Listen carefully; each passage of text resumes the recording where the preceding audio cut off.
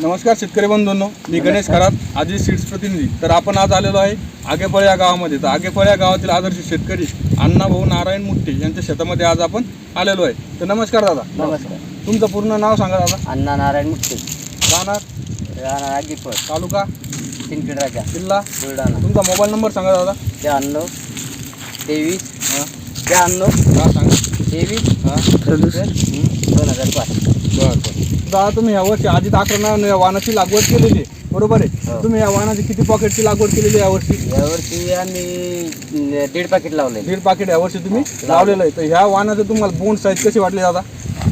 इथे 5 पाकळीचं बोंड आहे. 5 पाकाचा बोंड आहे आणि त्याच्यानंतर बोंड जवळजवळ बोंडातला दोन बोंडातला अंतर जवळपास 2 बोटाजवळ 2 बोट. हा जवळ आहे. आणि बोंडाची साईज कशी वाटली तुम्हाला? बोंड चांगले बोंड आहे, मोठे बोंड आहे. चांगले बोंड आहे. हा. बरं तुम्ही आता कापूस वेचला या शर्कीचा, हो, तर तुम्हाला समजा वेचायला कसा वाटला हा कापूस? नरम कापूस आहे, काहीच नाही तर कापूसाचं काहीच नाही. मस्त चिकट वगैरे काही तुम्हाला नाही. जात नाही. बरं. त्याच्यानंतर मग तुम्ही समजा आक्रमण वाहनाची लागवड केली यावर्षी, तर पुढच्या वर्षी तुम्ही किती पॉकेटची लागवड करणार आहे यावर्षी? यावर्षी 2 पाकिटाची लागवड होईल. दोन पाकिटाची तुमची पुढच्या वर्षी?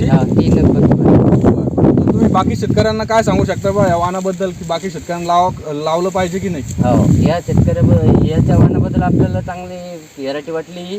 कापूस पण चांगला, वेचायला चांगला भेटला. शेतकऱ्याला माहिती सांगितली चांगला कापूस होता आपल्याला यावर्षी.